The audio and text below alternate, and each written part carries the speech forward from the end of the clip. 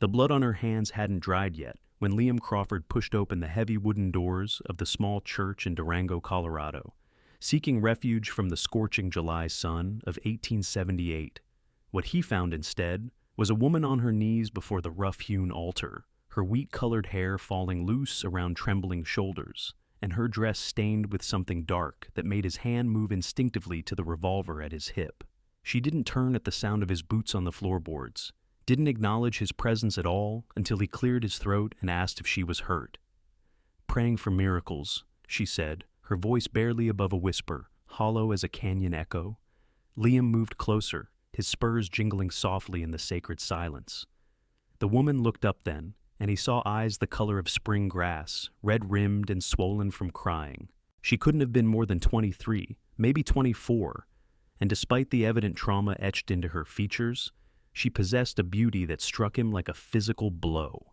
He was 26 himself, had seen plenty of hardship in his years working cattle drives and running from a past he'd rather forget, but something about the desperation in her gaze made his chest tighten. "Maybe I'm your answer," he heard himself say, the words coming unbidden, surprising them both. She stared at him for a long moment, studying his face as if trying to determine whether he was real or just another cruel trick of her fraying mind. Liam took off his hat, running a hand through dark hair that badly needed cutting, and waited. He'd learned patience on the trail, learned that sometimes silence spoke louder than words. "My brother," she finally said, her voice cracking. "They killed my brother, shot him in the street not an hour ago. I couldn't stop the bleeding. I couldn't save him." Liam knelt beside her, close enough to see the flecks of gold in her green eyes, close enough to smell the copper scent of blood mixed with lavender soap. "What's your name?" Sarah Miller." She looked down at her stained hands, spreading her fingers as if seeing them for the first time. "He was all I had left. Our parents died of fever 3 years back. We came west thinking we could start over, make something of ourselves. Daniel was going to open a mercantile. He had it all planned out." "Who killed him?" Liam asked, though he already suspected he knew the answer. There was only one group in Durango causing real trouble these days.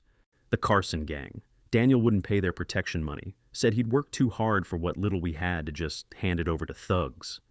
A bitter laugh escaped her lips. "Guess principles don't mean much when you're dead." Liam felt anger kindle in his gut, hot and fierce. He'd heard about the Carson gang, a group of outlaws led by a vicious man named Buck Carson, who'd been terrorizing small towns throughout southwestern Colorado. They'd roll into a place, demand payment from local businesses, and make bloody examples of anyone who refused. The law was stretched thin out here, and towns like Durango were often left to fend for themselves. "Where's your brother now?" he asked gently. "At the undertaker's. Doc Hensley helped me carry him there. Said he'd prepare the body, but I need to pay for a proper burial." Sarah's voice broke completely. "I don't have enough money. Daniel kept everything in a strongbox at our boarding house, but the Carsons will come looking for it. They always do. They'll want to clean out whatever the dead man had, claim it as payment for the offense of defying them." Liam made a decision then, one that would change both their lives in ways he couldn't yet imagine. "Show me where you're staying. We'll get that money, and we'll make sure your brother gets buried right. Then we're going to figure out what to do about the Carsons." Sarah looked at him with something that might have been hope struggling to surface through the grief. "Why would you help me? You don't even know me." "Maybe not," Liam admitted. "But I know what it's like to lose family, and I know what it's like to feel helpless against men who think might makes right." He stood and offered her his hand. "Besides, I told you, maybe I'm your answer." She hesitated only a moment before placing her blood-stained hand in his. Her skin was cold despite the summer heat, and Liam found himself wanting to warm it, to chase away the shock that had settled into her bones. He helped her to her feet, noting how she swayed slightly, unsteady. "When's the last time you ate?" he asked. Sarah had to think about it. "Yesterday morning, I think. We were going to have supper at the hotel restaurant last night, but Daniel said we should save the money. He was always so careful about our funds." Liam kept hold of her hand as they walked toward the church doors. "First things first, then. We're going to get some food in you. Can't plan anything on an empty stomach." The afternoon sun hit them like a furnace blast when they stepped outside. Durango stretched out before them, a town carved into the Animas River Valley with the San Juan Mountains rising dramatically in the distance. It was a place of contrasts, civilized enough to have proper storefronts and sidewalks, wild enough that gunfights in the street apparently went unpunished. The Denver and Rio Grande Railroad had reached Durango just a year ago, bringing with it an influx of miners, ranchers, and opportunists, along with the usual predators who followed money and chaos. Sarah tried to pull her hand away as they walked, suddenly conscious of the blood, of what people would think. But Liam held fast, meeting the curious stares of passers-by with a level gaze that discouraged questions. He guided her down the dusty main street to a small restaurant called Mabel's Kitchen, a place he'd eaten at a few times since arriving in town 2 weeks ago. Mabel herself, a robust woman with kind eyes and graying hair, took one look at Sarah and ushered them to a back table, away from prying eyes. She didn't ask about the blood, didn't comment on Sarah's tear-streaked face. She just brought out 2 bowls of beef stew, fresh bread, and strong coffee. "You eat that up, honey," Mabel said softly to Sarah. "Whatever trouble you're facing, you face it better with a full belly." Sarah picked up her spoon with shaking hands, and Liam noticed she was trying very hard not to cry again. He ate his own stew in silence, giving her space to collect herself, while still staying close enough to offer comfort through his mere presence. It was strange, this fierce protective instinct he felt for a woman he'd just met. Liam had always been the type to mind his own business, to drift from place to place without forming attachments. But something about Sarah Miller had reached past his carefully constructed walls. After several minutes and half a bowl of stew, Sarah set down her spoon and looked at him directly. "You asked who I am, but I don't know who you are. What's your name?" "Liam Crawford. Came to Durango a couple weeks back looking for ranch work. Been staying at the boarding house on 3rd Street, doing odd jobs while I get the lay of the land." "Where are you from originally?" "Texas, Austin area. Left about 3 years ago after my father died. My mother passed when I was young, and my father and I ran a small horse ranch together. When he was gone, I couldn't stay. Too many memories." Liam took a sip of coffee, the bitter liquid grounding him. "I've been drifting since then, working cattle drives, breaking horses, whatever needs doing." Sarah studied him with those penetrating green eyes. "You said you know what it's like to feel helpless against bad men. What did you mean?"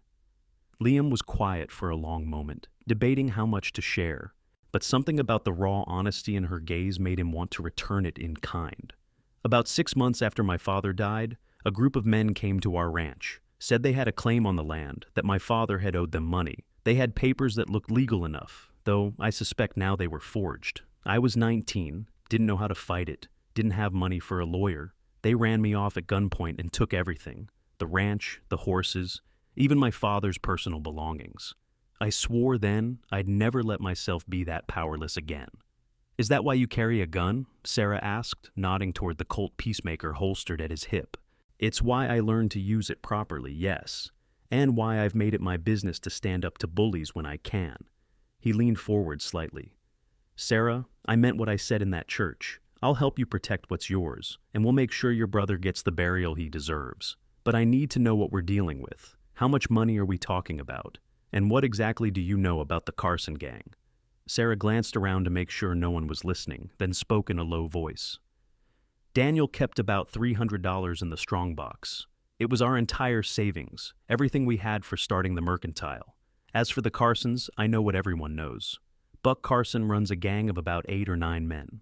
They've been working their way through the smaller towns, bleeding them dry. The sheriff here is either too scared or too corrupt to do anything about it. Some say he's on Carson's payroll. $300 was a significant sum, enough to make men kill. Liam's mind raced through possibilities, calculating odds and angles. "Where's the boarding house you're staying at?" "Mrs. Patterson's place, on 5th Street. It's a small room, 2nd floor. Daniel and I shared it to save money." "We need to get there before the Carsons do," Liam said, pushing back from the table. "Finish your stew quickly. We don't have much time." Sarah forced down a few more bites while Liam paid Mabel, thanking her for her discretion. The older woman patted his arm and whispered, "You take care of that girl. She's got the look of someone who's been through hell." Outside, the sun was beginning its slow descent toward the mountains, painting the sky in shades of orange and gold. Durango's streets were busy with the late afternoon crowd, miners finishing their shifts, ranch hands coming into town, women doing last-minute shopping before supper. Liam kept Sarah close as they navigated the wooden sidewalks, his eyes scanning for trouble. Mrs. Patterson's boarding house was a tidy two-story structure with blue shutters and a small garden out front. An older woman with sharp eyes and a stern expression sat on the porch, fanning herself against the heat. "Miss Miller," she said as they approached, her tone carefully neutral. "I heard about your brother. My condolences." "Thank you, Mrs. Patterson," Sarah said quietly.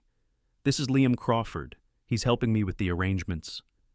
Mrs. Patterson's gaze raked over Liam, assessing and judging in equal measure. "I'll need the rest of the week's rent by tomorrow, regardless of circumstances.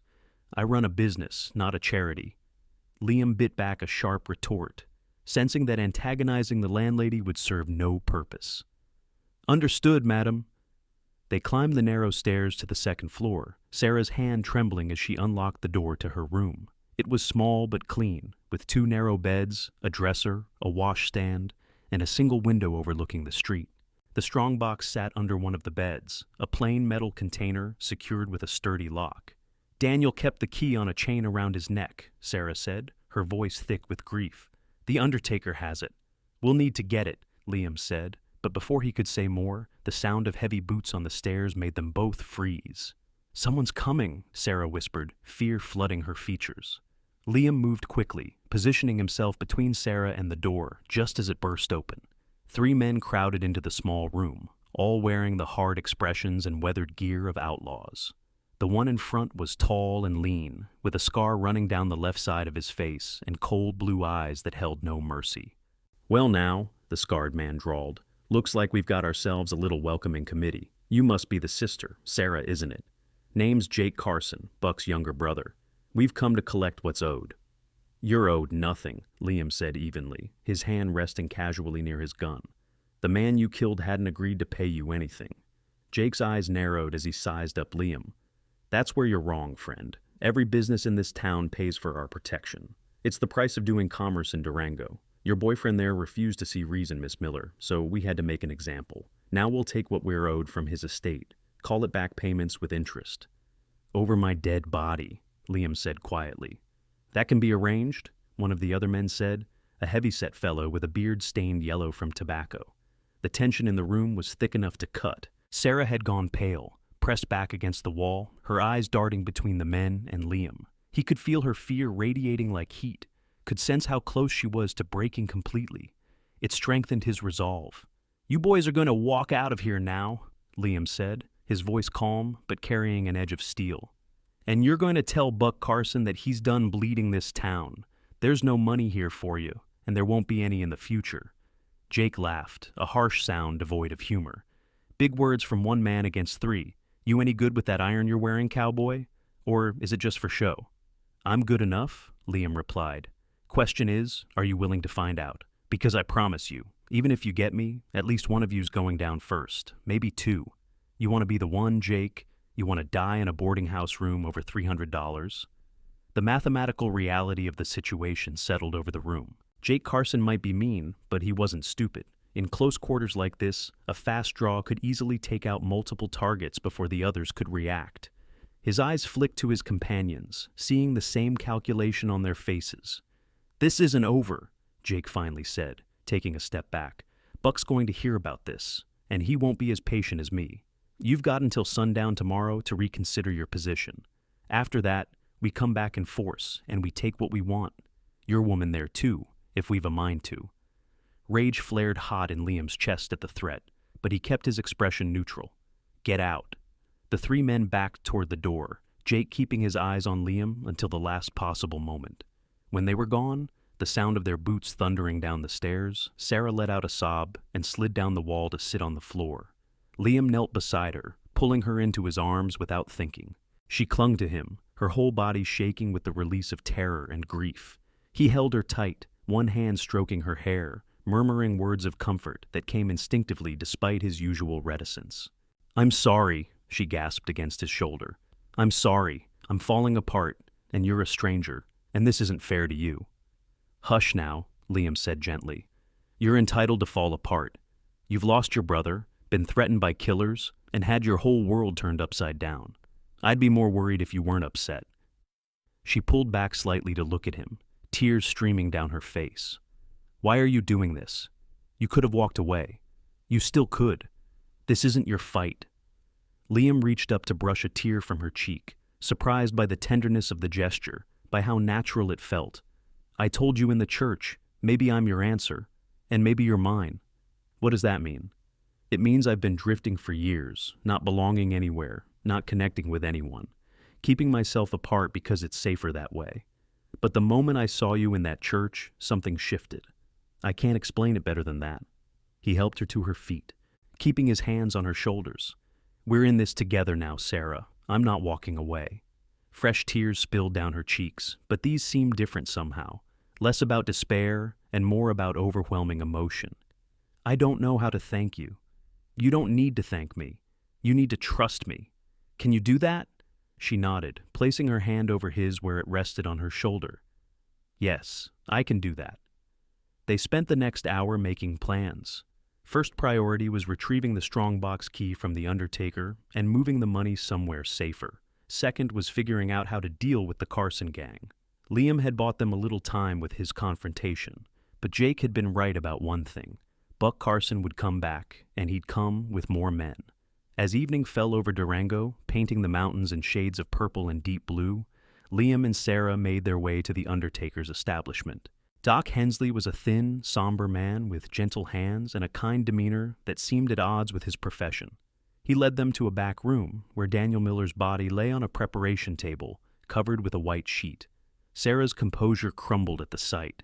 Liam stayed close, his arm around her waist, lending her his strength. Doc Hensley tactfully stepped away while she said her goodbyes, her hand resting on her brother's sheet-covered shoulder, her tears falling silently. "He was a good man," she whispered. "He took care of me after Mama and Papa died, made sure I had everything I needed, never complained about the burden. He deserved better than this." "He did," Liam agreed softly. "And we're going to make sure his death means something. We're going to stop the men who did this." Doc Hensley provided them with the key from Daniel's effects, and Sarah held it tightly in her fist as they walked back toward the boarding house through the gathering darkness. Durango's streets took on a different character at night, with lamplight spilling from saloon doorways and the sounds of piano music and raucous laughter echoing off the buildings. "We can't go back to Mrs. Patterson's," Liam said as they walked. "The Carsons will be watching the place. We need somewhere they won't think to look." "Where?" Sarah asked, exhaustion evident in every line of her body. "My boarding house. Different part of town, different landlady. We'll get the strongbox tonight, and then we'll hole up at my place until we figure out our next move." They approached Mrs. Patterson's cautiously, watching for observers. Sure enough, Liam spotted a man lounging across the street, trying too hard to look casual. He circled around through an alley, bringing them to the back of the boarding house. A trellis covered in climbing roses provided access to the second-floor window. "Can you climb?" Liam asked Sarah. She looked at the trellis dubiously. "In this dress?" "We don't have much choice. I'll go first, make sure it's clear, then help you up." Liam scaled the trellis with the ease of someone accustomed to physical challenges, his boots finding purchase on the wooden slats. He pushed open the window of Sarah's room, climbed through, and looked around carefully. The room was empty, undisturbed since they had left hours earlier. He leaned out the window and extended his hand. Sarah gathered her skirts and climbed, less gracefully than Liam, but with determination. He caught her as she tumbled through the window, both of them landing in a heap on the floor. For a moment they lay there, Liam acutely aware of her weight pressed against him, her breath warm on his neck. Their eyes met in the dim light filtering through the window, and something electric passed between them. Sarah scrambled up quickly, flustered. "Sorry, I'm not usually so clumsy." "You're doing fine," Liam assured her, getting to his feet and moving to the bed where the strongbox was hidden. He pulled it out, tested the weight. It was heavy enough to contain $300 in coins and bills. "Let's go." They reversed the process, Liam lowering the strongbox on a rope made from bed sheets before climbing down himself, then helping Sarah descend. By the time they reached the ground, both were breathing hard, adrenaline and nerves making their hands shake. Liam's boarding house was on the opposite side of town, a quieter street populated mostly by working men and families. His landlady, a widow named Mrs. Chen, who'd come to Colorado with her late husband during the mining boom, asked no questions when Liam arrived with Sarah and the strongbox. She simply showed them to his room and offered to bring up some tea. The room was similar to Sarah's, small and functional, but it felt like a sanctuary after the danger and emotion of the day. Sarah sank onto the room's single chair, while Liam set the strongbox on the dresser and lit the oil lamp. Warm light filled the space, pushing back the shadows. "We need to talk about tomorrow," Liam said, pulling off his hat and running a hand through his hair. "The Carsons aren't going to let this go. Buck will come looking for you, for the money, and for me now that I've made myself part of this." "What can we do?" Sarah asked. "You said yourself the sheriff won't help. We're alone in this." "Maybe not entirely alone," Liam mused, an idea forming. "I've met some good men since coming to Durango. Ranch hands, miners, decent folk who were tired of the Carson gang's reign. If we could get enough of them together, make a stand, we might have a chance." "You want to form a militia?" "Something like that. These small towns, when they come together, they're stronger than any gang. The problem is fear. Buck Carson has everyone so scared they won't act. But if we can show them it's possible to fight back, that we don't have to live under his thumb, others might join us." Sarah leaned forward, hope and fear warring in her expression. "And if they don't? If we can't get enough people to stand with us?" Liam met her gaze steadily. "Then we take your brother's money and we leave. Get on the next train out of Durango and start somewhere else. I won't let them hurt you, Sarah, whatever it takes." "You'd leave with me? Just like that?" "Just like that," he confirmed. "I've got nothing holding me here except a week's worth of rent. You, on the other hand, matter to me. I can't explain it any better than I did before, but it's the truth." She stood and crossed to where he sat on the edge of the bed, surprising him by taking his face between her hands. "You're a good man, Liam Crawford. My brother would have liked you." The touch of her hand sent warmth flooding through him. Liam found himself leaning into her palm, savoring the connection. "I wish I could have met him. I wish I could have helped before things went so wrong." "You're helping now. That's what matters." Sarah's thumb traced his cheekbone, and Liam saw her eyes darken with something that wasn't just gratitude. The air between them grew charged, heavy with possibility. He stood slowly, bringing them face to face, mere inches apart. "Sarah, I need you to know something. Whatever happens tomorrow, whatever we decide to do, my feelings for you aren't about obligation or chivalry. In the space of one day, you've become important to me in a way I can't fully articulate. I don't want you to think I'm taking advantage of a difficult situation." "I don't think that," she whispered. "I feel it too, this connection. It's strange and fast and probably foolish. But it's real. When you held me earlier, when you stood between me and those awful men, I felt safer than I have since my parents died.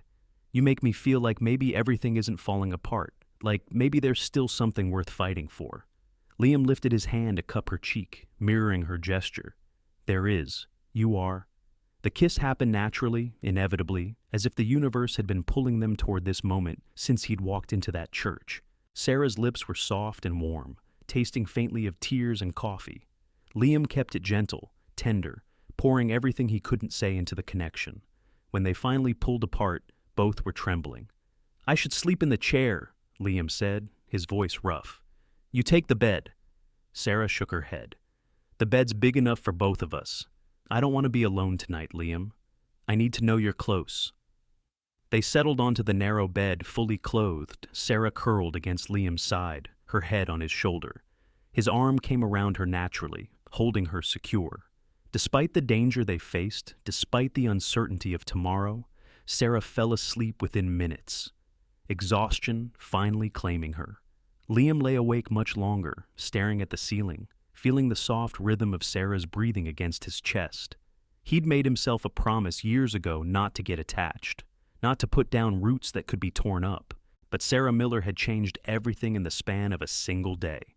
Now he had something to lose, something precious and fragile and worth protecting at all costs. When he finally slept, his dreams were troubled, filled with gunfire and blood, and Sarah's green eyes fading to emptiness. Morning came too quickly. Pale sunlight streaming through the window and the sounds of Durango waking filtering up from the street. Sarah stirred first, lifting her head from Liam's shoulder with a small sound of confusion before memory returned. She looked at him with eyes still soft from sleep, and he felt his heart constrict with an emotion he wasn't quite ready to name. "Good morning," she said quietly. "Morning," he replied, reluctant to move and break the spell of the moment. "How did you sleep?" "Better than I expected. You?" "Same." He sat up slowly, the practical demands of the day reasserting themselves. "We've got a lot to do. First thing is getting some breakfast. Then I need to talk to some men I know. We need to find out how many people would be willing to stand against the Carsons." They washed up at the basin, Liam giving Sarah privacy while he stepped into the hallway. Mrs. Chen was downstairs preparing breakfast, and the smell of bacon and coffee drifted up enticingly. By the time Sarah emerged, looking more composed, despite wearing the same dress as yesterday, Liam had a plan forming. Over breakfast in Mrs. Chen's dining room, they discussed strategy. Liam would spend the morning approaching men he'd met during his time in Durango, feeling out their willingness to organize. Sarah would visit the general store and discreetly ask about other businesses that had been targeted by the Carson gang. The more people they could identify who had grievances, the better their chances of forming a real resistance. "Be careful," Liam cautioned as they prepared to part ways. "The Carsons might have people watching for you. Stay in public places. Don't go anywhere isolated." "I will," Sarah promised. "You be careful, too. Buck Carson won't take kindly to you organizing against him." Liam's first stop was the livery stable where he'd been doing occasional work. The owner, a grizzled man named Tom Ferguson, was shoeing a horse when Liam arrived. Tom was in his 50s, had been in Durango since before it was properly incorporated, and had the bearing of someone who'd seen his share of trouble. "Morning, Liam," Tom said, looking up from his work. "Heard you had some excitement yesterday. Word is you stood up to Jake Carson over at Mrs. Patterson's place." News traveled fast in a small town. Liam leaned against a post, watching Tom work. "Daniel Miller was shot in the street for refusing to pay protection money. His sister needed help. I provided it." "The Miller girl, yeah? Shame about her brother. He seemed like a decent sort." Tom set down his tools and straightened, studying Liam. "You know Buck Carson's going to come for you now, right? He can't let a challenge go unanswered." "I'm counting on it," Liam said. "That's actually why I'm here. I'm thinking it's time someone stood up to Buck and his gang properly. Made it clear they're not welcome in Durango anymore. But I can't do it alone." Tom's expression grew guarded. "You talking about what I think you're talking about?" "I'm talking about gathering every able-bodied man who's tired of living under Carson's thumb, making a stand, running them out of town for good." "That's dangerous talk, son. Buck's got 8 or 9 men with him, all of them killers. Most folks around here aren't gunfighters. We're shopkeepers and ranchers and working men. We'd be slaughtered." "Or maybe you'd win," Liam countered. "Buck Carson's power comes from fear, Tom. He makes examples of people so the rest of you stay in line. But there are more of you than there are of him. If you all stood together, he'd have no choice but to back down or leave." Tom was quiet for a long moment, considering. "You really think we have a chance?" "I think you have no chance if you don't try. The Carson gang will keep bleeding this town until there's nothing left. They'll keep killing anyone who stands up to them. At some point, you have to decide whether living in fear is really living at all." "That's pretty philosophy," Tom said, but there was a thoughtful light in his eyes. "I'll tell you what. I'm willing to listen to your plan, and I know a few other men who might be too. We meet sometimes at my place for cards on Friday nights. It's mostly ranchers and businessmen, solid folks. I could get them together tonight instead, if you want to make your case." "Tonight would be perfect," Liam said, relief flooding through him. "Thank you, Tom. Don't thank me yet. Might be I'm just giving you a chance to get us all killed." But Tom's expression suggested he was ready for the fight.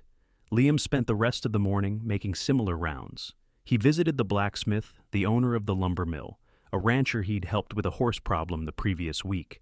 Most were skeptical, afraid, but underneath the fear, he sensed something else: anger. The people of Durango were tired of being victims. They just needed someone to show them another way was possible. He met Sarah for lunch at Mabel's kitchen. She'd had similar success gathering information. The general store owner had been targeted. So had the hotel, the saloon, the feed store, and at least a dozen other businesses. The Carson gang had their hooks deep into Durango's economy. "Almost everyone I talked to had a story," Sarah said, keeping her voice low. "They're all paying. Some have been for months. The amounts vary, but Buck Carson is taking a cut of probably every business in town. And the sheriff really isn't doing anything? According to what I heard, he claims there's no proof the Carsons are behind the extortion. Says it's just, he said she said, and without witnesses willing to testify, his hands are tied. Sarah's expression was bitter. Everyone knows he's either a coward or corrupt. No one trusts him to help. Liam reached across the table to take her hand. Then we help ourselves. Tom Ferguson is getting some men together tonight at his place. I'm going to present my plan for organizing a resistance. If we can get enough people on board, we'll have a real chance. And if we can't, then we leave on tomorrow's train, just like I said. But Sarah, I think we're going to succeed. I saw it in these men's eyes. They're ready to fight back. Sarah squeezed his hand, and he saw trust in her gaze, along with something deeper, warmer. I believe you. And whatever happens, thank you for trying. Thank you for caring about my brother's death, about this town, about me.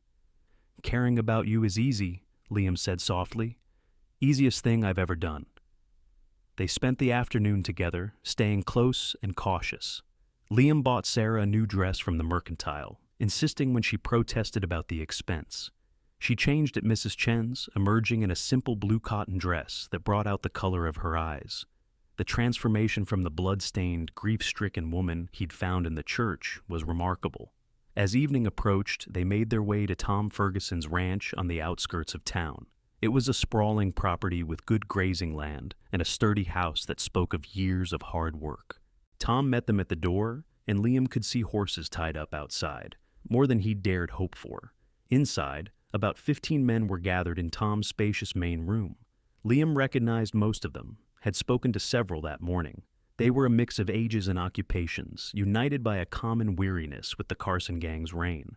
Tom called the meeting to order, introducing Liam and Sarah and explaining why they were there. The room grew silent as Liam stood to speak. Gentlemen, thank you for coming. I know some of you think I'm crazy for what I'm proposing. Standing up to the Carson gang isn't a small thing. People have died for less. But I want you to consider what your silence costs. Every dollar you pay Buck Carson is a dollar stolen from your families, your futures. Every time you let him push you around, you teach your children that might makes right. Every day you live in fear is a day of your life you'll never get back. He paused, meeting the eyes of each man in the room.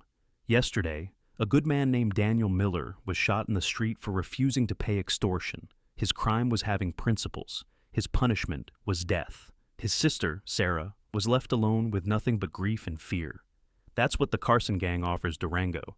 Death for the defiant, slavery for everyone else. What are you proposing we do about it? Asked the heavy-set man Liam recognized as the owner of the feed store. We're not gunfighters. We don't need to be, Liam replied. We need to be united. Buck Carson has maybe 9 men. This room has 15, and there are more who'd join us if they saw we were serious. Numbers matter. Organization matters. If we stand together, make it clear the Carson gang isn't welcome here. They'll have to leave or risk being overwhelmed. They could just shoot us all, another man said nervously. They could try, Liam acknowledged. But think about the reality of that. 9 men against an organized town, against armed citizens defending their homes and businesses. The risk becomes too high. Buck Carson is a bully and a killer, but he's not stupid. If he sees he can't win without taking serious casualties, he'll move on to easier targets. Tom stepped forward. I've known cowards and I've known brave men, and sometimes they're the same person on different days. The question isn't whether we're scared. We're all scared. The question is whether we're going to let that fear rule us. I'm 62 years old. I've built something here in Durango. I'll be damned if I let some 2-bit outlaw take it from me without a fight. His words galvanized the room. One by one, the men began to speak up, voicing their grievances, their anger, their readiness to act. By the time the meeting ended 2 hours later, they had a plan. The men would arm themselves and gather at strategic points throughout town. When the Carson gang next appeared, they'd be met with overwhelming force and a simple message: leave or die. It was risky, potentially catastrophic if it went wrong. But as Liam looked around at the determined faces, he felt hope kindle in his chest. These were good men, tired of being victims, ready to reclaim their town. As he and Sarah walked back to Mrs. Chen's under a sky brilliant with stars, she slipped her hand into his. You were magnificent in there. The way you spoke, the way you got them to believe. You really think this will work? I have to believe it will, Liam said. The alternative is unthinkable. They reached the boarding house and climbed the stairs to his room. Inside, the familiar space felt different tonight, charged with possibility and danger in equal measure. Sarah turned to face him, her expression serious. Liam, if something goes wrong tomorrow, if the worst happens, I want you to know something. She stepped closer, her hands coming up to rest on his chest. I've never felt about anyone the way I feel about you. It's been 2 days, which is insane, but it's true. You've given me strength when I had none. You've made me believe in hope when I'd lost everything. You've made me feel alive again. Liam's hands found her waist, pulling her close. Sarah, you walked into my life at exactly the right moment. Or maybe I walked into yours. Either way, I don't believe in accidents. I think we were meant to find each other in that church, and nothing that happens tomorrow is going to change what I feel for you. Their kiss was deeper this time, more urgent, filled with the awareness that tomorrow might bring violence and death. They held each other as if memorizing the feel of it, the warmth and solidity of another person who'd become essential in an impossibly short time. When they finally parted, both breathing hard, Liam rested his forehead against Sarah's. Stay with me tonight. Really stay with me. I'm not going anywhere, she whispered. They made love slowly, tenderly, discovering each other with gentle hands and whispered words. It was Sarah's first time, and Liam was patient, making sure she felt cherished and safe. Afterward, they lay tangled together, skin to skin, hearts beating in synchrony. I love you, Sarah said into the darkness. I know it's too soon and too fast, but I love you. I love you too, Liam replied, the words feeling both terrifying and perfect. We're going to get through this, Sarah. We're going to have a life together. I promise you. She fell asleep in his arms, trusting, and Liam held her through the night, keeping watch, knowing that tomorrow would test everything they'd built in their brief time together. Dawn came gray and overcast, unusual for July in Colorado. It felt like an omen, and Liam tried to shake off the superstition as he dressed and prepared his guns. He had his Colt Peacemaker and a rifle he'd borrowed from Tom Ferguson. Sarah watched him with worried eyes. Promise me you'll be careful, she said. I promise. And you promise me you'll stay here with Mrs. Chen. Don't go anywhere near town until this is over. I promise. They held each other for a long moment at the door, neither wanting to let go. Finally, Liam pulled away, touching her face one last time before heading downstairs. Tom was waiting with a horse, and together they rode into Durango. The town was quiet, the morning crowd not yet filling the streets. But Liam could see armed men positioned at key points. The feed store owner stood on his porch with a shotgun. The blacksmith leaned against his shop front with a rifle. At the livery stable, 2 ranch hands kept watch. More men were stationed at the sheriff's office, the bank, the hotel. Durango had armed itself overnight. Liam and Tom took up position near the center of town, in front of the mercantile. They didn't have to wait long. Around mid-morning, the sound of approaching horses announced the Carson gang's arrival. Buck Carson led the group, a broad-shouldered man with a cruel face and dead eyes. He was flanked by his brother Jake and 7 other men, all armed and radiating menace. They rode into the center of town, expecting fear and submission. Instead, they found armed citizens waiting for them. Buck Carson reined in his horse, his expression darkening as he took in the scene. What's this then? Durango grown a spine overnight? Tom Ferguson stepped forward, his rifle held ready but not aimed. This is us telling you your business here is done, Buck. The protection racket is over. The killings are over. You and your boys are leaving Durango, and you're not coming back. Buck's laugh was harsh and mocking. That's awful bold talk for a stable keeper. You really think you can run us out? We'll cut through you like butter through warm bread. Maybe, Liam said, stepping up beside Tom. But you'll take casualties doing it. Look around, Buck. We've got you outnumbered 2 to 1, and every man here is willing to die to protect what's his. Are you willing to die for the privilege of terrorizing a small town? Are your boys? He could see Buck's men shifting nervously in their saddles, recognizing the truth of his words. This wasn't the usual scenario where a few scared shopkeepers handed over money while looking at the ground. This was an organized resistance, armed and determined. You killed Daniel Miller in cold blood, Liam continued, his voice carrying across the street. Shot him for standing up to you. Well, now the whole town is standing up. You can try to shoot us all, but I guarantee you won't walk away. Or you can ride out of here right now and find some other place to plague. Your choice, but make it fast." The standoff stretched, tense and fragile. Liam's hand hovered near his gun, ready. He could see Buck Carson calculating odds, weighing his pride against the very real possibility of death. The outlaw's eyes swept across the armed citizens, noting their positions, their weapons, their determination. Finally, Buck spat on the ground in disgust. "You're making a mistake. You think this is over, but it's not. I'll be back, and when I come, I'll burn this whole town to the ground." "If you come back, you'll die," Liam said simply. "That's not a threat. It's a promise. We're done being afraid of you." For a moment longer, the standoff held. Then Buck Carson jerked his horse's reins and wheeled around. "Let's go," he snarled to his men. "This town isn't worth the trouble." The gang rode out slowly, refusing to hurry, maintaining what pride they could. But they rode out, and that was what mattered. The citizens of Durango watched them go in stunned silence until the last rider disappeared from view. Then a cheer went up, ragged at first, but growing stronger. Men embraced, laughed, cried with relief. They'd done it. They'd faced down the Carson gang and won. Liam felt the tension drain from his body, leaving him weak-kneed and shaking. Tom clapped him on the shoulder, grinning. "You did it, son. You really did it." "We all did it," Liam corrected. "Every man here took a stand." The celebration continued as word spread through Durango. Liam accepted congratulations and thanks from dozens of people, but his mind was already racing ahead to Sarah, to sharing the news with her, to starting the life they had talked about. He found her at Mrs. Chen's, pacing the floor of his room, her face pale with worry. When she saw him unharmed, she burst into tears and threw herself into his arms. "It's over," Liam told her, holding her tight. "They're gone. The whole gang rode out. Durango is free." Sarah pulled back to search his face, needing to see the truth of it in his eyes. "Really? They're really gone? Really, and they're not coming back. Not after today."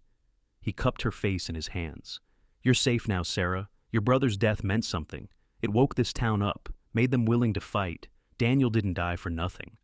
Fresh tears streamed down her face, these born of relief and grief intertwined.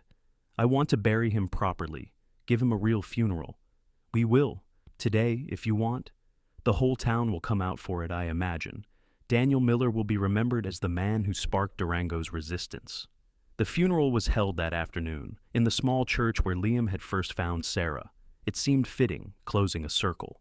Daniel was buried in the cemetery on the hill overlooking Durango, with a proper headstone that Tom Ferguson's wife helped Sarah choose. The inscription read, "Daniel Miller, beloved brother and honest man. His courage inspired a town." Afterward, as the mourners dispersed, Liam and Sarah stood by the grave alone.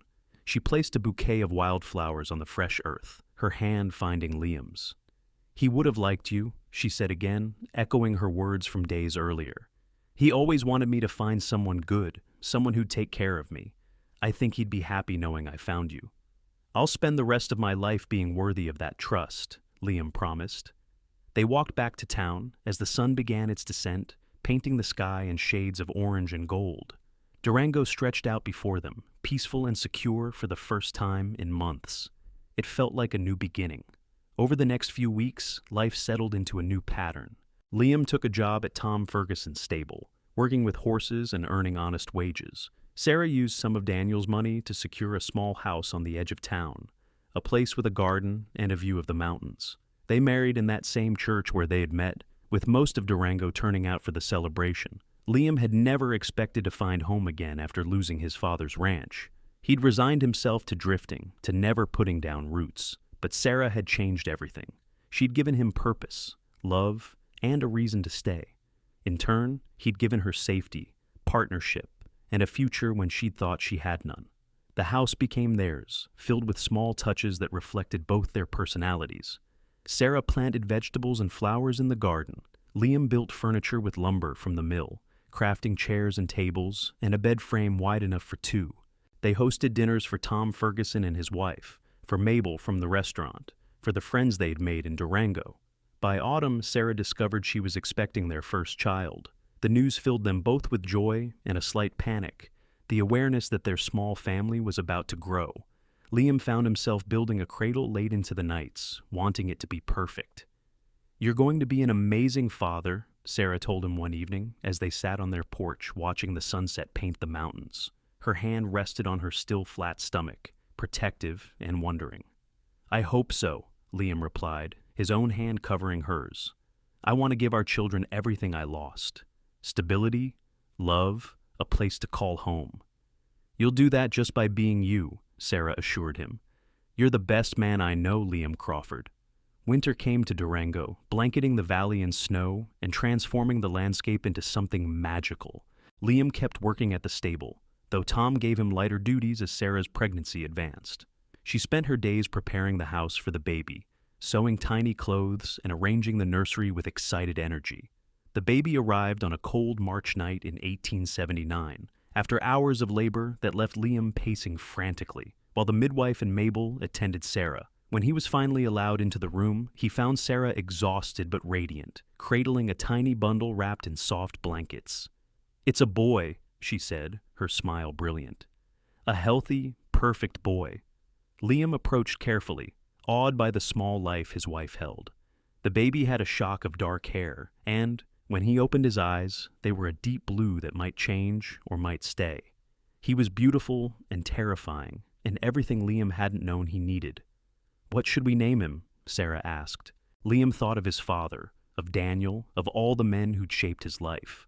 "What about Daniel Thomas? Daniel for your brother, Thomas for Tom Ferguson, both men who mattered."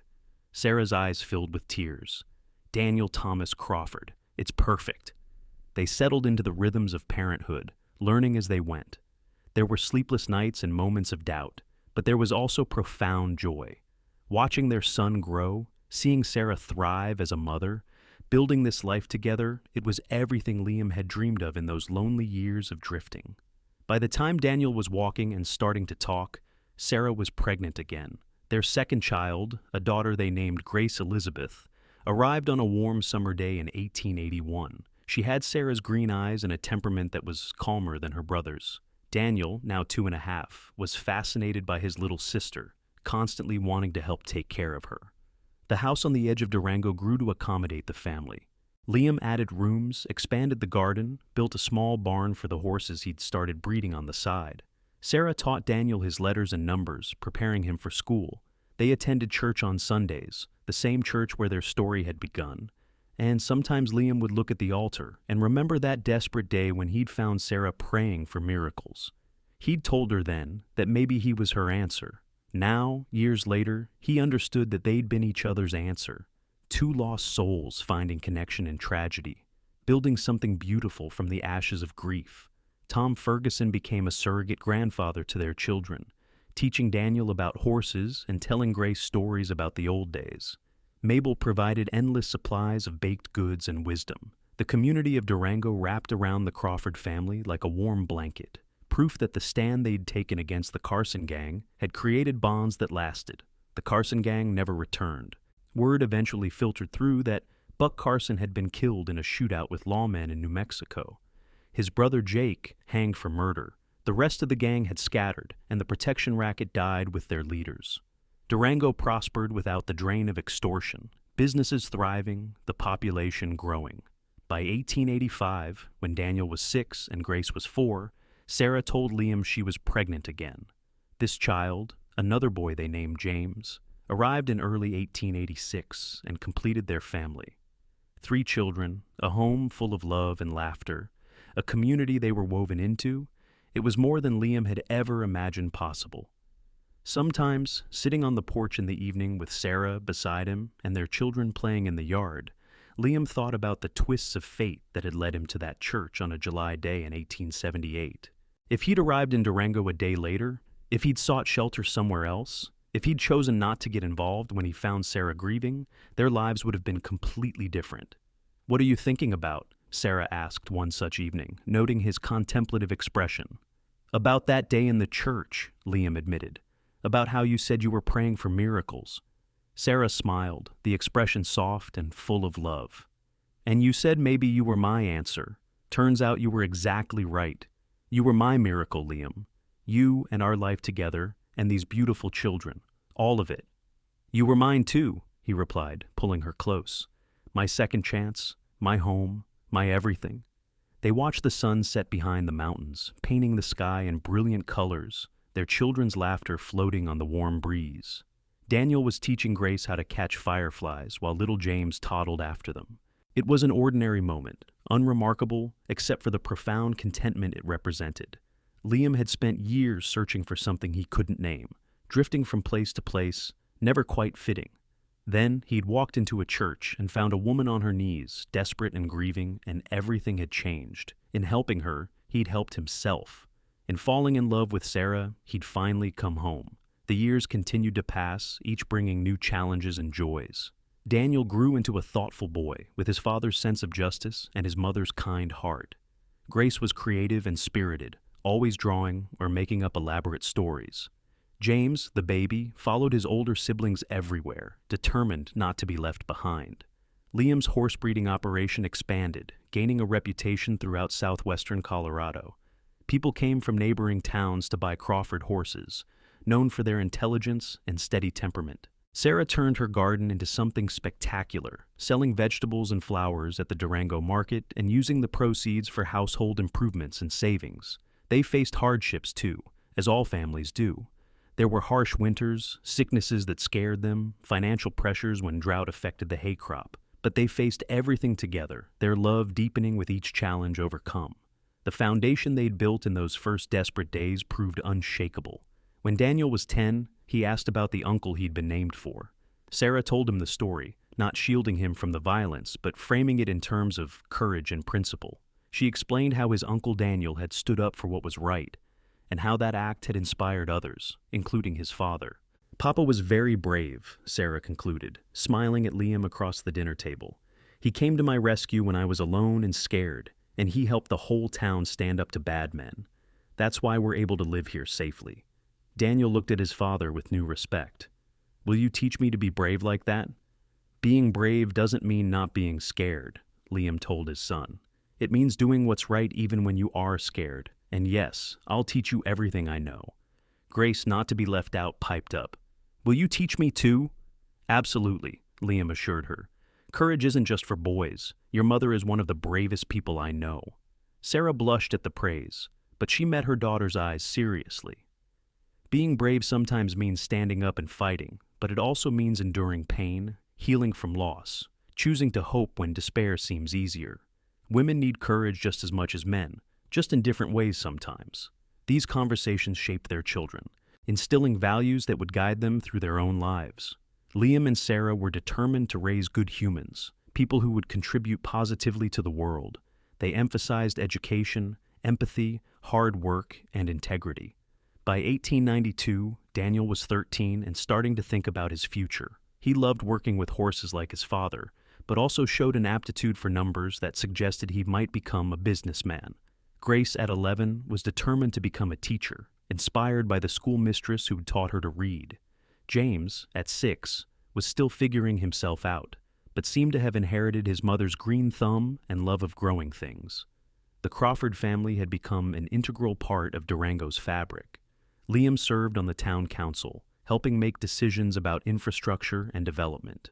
Sarah was active in the church and the women's social club, organizing fundraisers and community events. Their children attended school, made friends, and grew up secure in the knowledge that they were loved and valued. Sometimes visitors to Durango would hear the story of how the town had stood up to the Carson gang, and someone would point out Liam and Sarah as the catalysts for that resistance.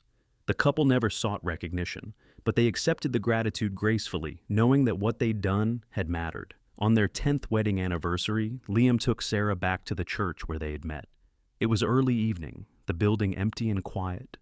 They stood together at the altar, holding hands, remembering. Do you ever regret it? Liam asked. How fast everything happened between us. How little we knew each other before we committed to this life.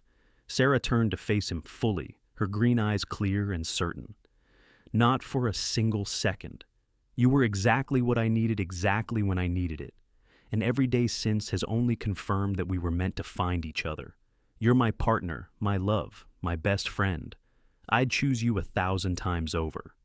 I'd choose you too, Liam said, pulling her into his arms. Every time, in every version of reality. You're it for me, Sarah, now and always. They kissed in the same spot where they'd first connected, renewing vows that had never weakened. Outside, the sun was setting, but inside the church, everything felt illuminated, blessed. As the years rolled on, the Crawford children grew toward adulthood. Daniel, at 18, decided to stay in Durango and work with his father, with plans to eventually take over the horse breeding operation. Grace prepared to attend teachers' college in Denver, determined to return to Durango afterward to educate the next generation. James, at 12, was already helping his mother expand the garden into a small commercial operation, selling produce to restaurants and households throughout the area. Liam and Sarah watched their children become their own people with pride and some sadness, knowing that soon the house would be quieter. But they also looked forward to the next phase of their lives, to having time for just the two of them again, to maybe traveling a bit, to enjoying the fruits of all their hard work. In 1898, 20 years after they had first met, Liam and Sarah stood on their porch watching a thunderstorm roll across the valley. They were in their mid-40s now, weathered by time, but still deeply in love. The years had added gray to their hair and lines to their faces, but they had also brought wisdom and contentment. "Do you remember what you told me that first night?" Sarah asked, her head resting on Liam's shoulder. "You said we were going to get through everything, that we'd have a life together. You were right about all of it." "We've been lucky," Liam replied. "Lucky to find each other, lucky to build something real, lucky to have raised 3 good kids in a town we helped make safe." "It wasn't just luck," Sarah countered. "It was choice. Every day we chose each other. We chose to fight for our future. We chose to build instead of run. That wasn't luck, my love. That was us." Liam tightened his arm around her, feeling the truth of her words settle into his bones. She was right. Their life together had been a series of choices, each one reinforcing their commitment, each one adding another brick to the foundation of their love. Daniel married a sweet girl from a neighboring ranch in 1899, and by 1900, Liam and Sarah became grandparents for the first time when Daniel's wife gave birth to a son. Holding his grandson, seeing the continuation of the family he'd built with Sarah, Liam felt emotions too complex to name. This child represented legacy, represented the future they'd fought for in those early desperate days.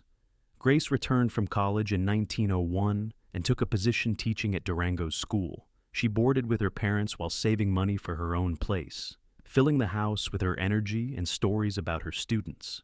James, now 17, was courting the daughter of the feed store owner, a practical girl with a head for business who appreciated his agricultural skills. The Crawford family continued to grow and evolve. By 1905, Daniel had given them 3 grandchildren. Grace married a banker who'd moved to Durango from Denver, a man who treated her as an equal partner and supported her teaching career. James married his sweetheart and bought land adjacent to Liam and Sarah's property, planning to establish his own farming operation. Liam and Sarah, now in their 50s, transitioned gradually into semi-retirement. They handed over the day-to-day operations of the horse breeding to Daniel and the garden business to James and his wife. This gave them time to enjoy their grandchildren, to travel occasionally to Denver and Santa Fe, to simply be together without the constant demands of work. "We did good," Liam said one evening as they sat on their porch, watching their grandchildren play in the yard while their own children gathered for Sunday dinner. "Look at all of this, Sarah. Look at what we built."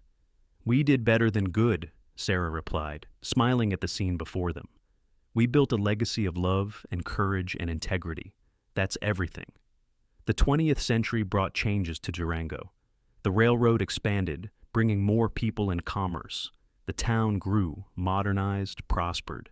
But the Crawford family remained rooted in the values that Liam and Sarah had established in those early days.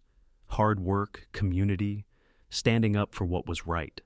In 1912, on their 34th wedding anniversary, Liam took Sarah back to the church once more. They were both 60 now, their bodies showing the wear of a life lived fully, but their love was as strong as ever. They sat together in a pew, hands clasped, and talked about everything they'd experienced together. "I prayed for a miracle that day," Sarah reminisced. "I was so lost, so broken. I didn't think there was any way forward, and then you walked in and told you I might be your answer," Liam finished, smiling at the memory. "I had no idea how true that would be. You saved me as much as I saved you, Sarah. Before I met you, I was just drifting, not really living. You gave me purpose, family, home. Everything I have, everything I am, is because of you. We saved each other, Sarah said softly. That's what love does. It makes us better, stronger, more than we could be alone. They sat in comfortable silence for a while, the church peaceful around them. Outside, Durango continued its daily rhythms, but in this moment, Liam and Sarah existed outside of time, connected to their past selves, to that desperate day when fate had brought them together. As they prepared to leave, Sarah paused at the altar one more time. "Thank you," she whispered, whether to God or fate or the universe itself unclear.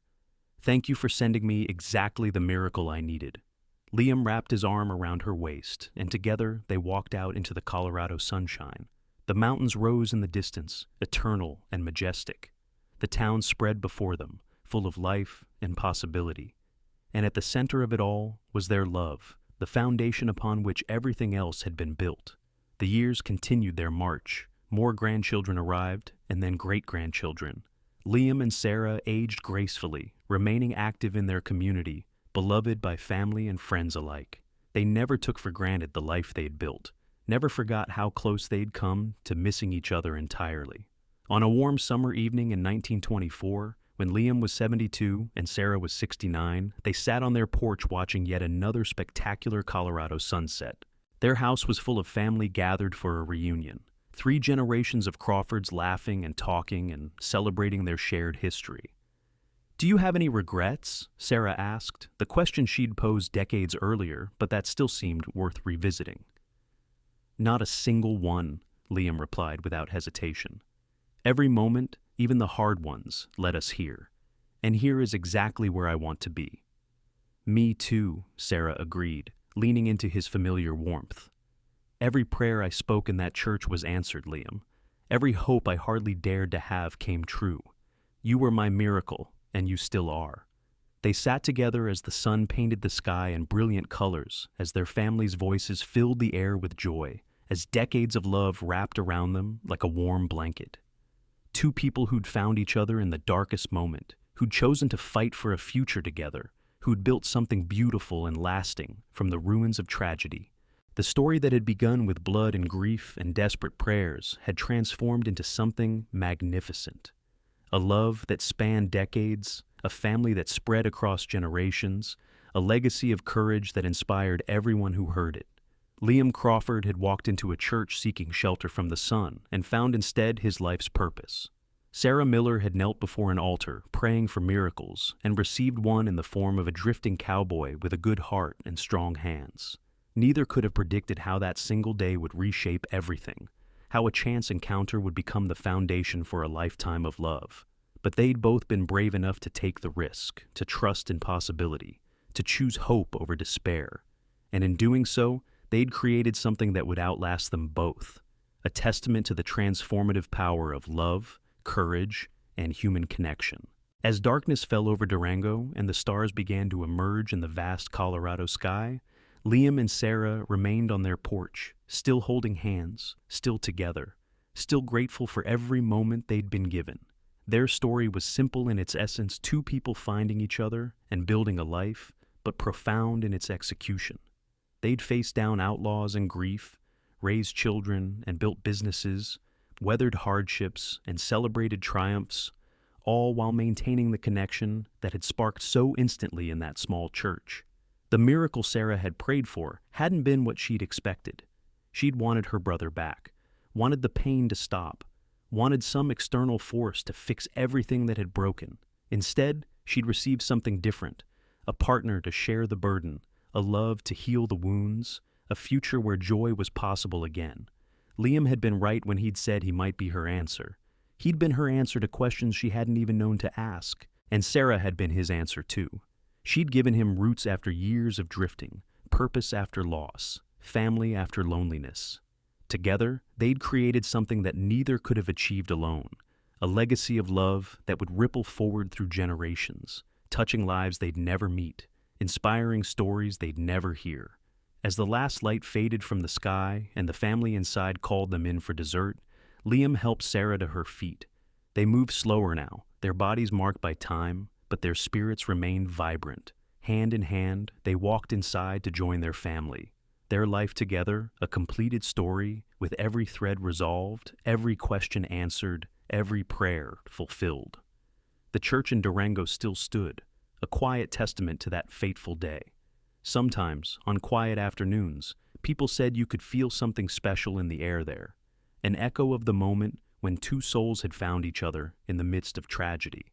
Whether that was true or just romantic fancy didn't really matter. What mattered was that Liam and Sarah's story had become part of Durango's history, a reminder that miracles could take unexpected forms and that sometimes the best answers to our prayers are the ones we never saw coming.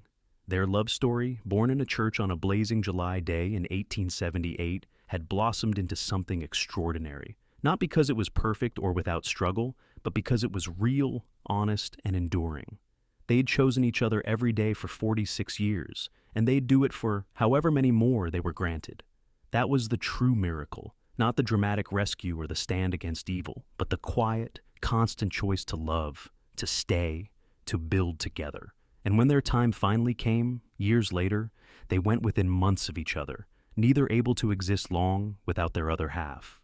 They were buried side by side in the cemetery on the hill overlooking Durango, their headstone reading simply, Liam and Sarah Crawford, beloved partners in life and love, together in eternity.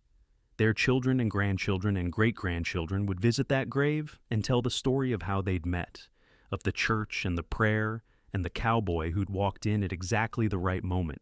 The story would become family legend, embellished perhaps in some tellings, but always true in its essence, a tale of courage, love, and the remarkable things that can happen when two people choose to face the world together.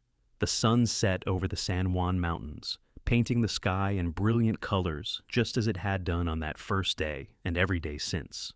Durango continued on, growing and changing, but always carrying within it the memory of the Crawford family and the stand they had helped inspire. And somewhere in the infinite expanse of whatever comes after, Liam and Sarah were together still, their love unbroken by death, their miracle eternal,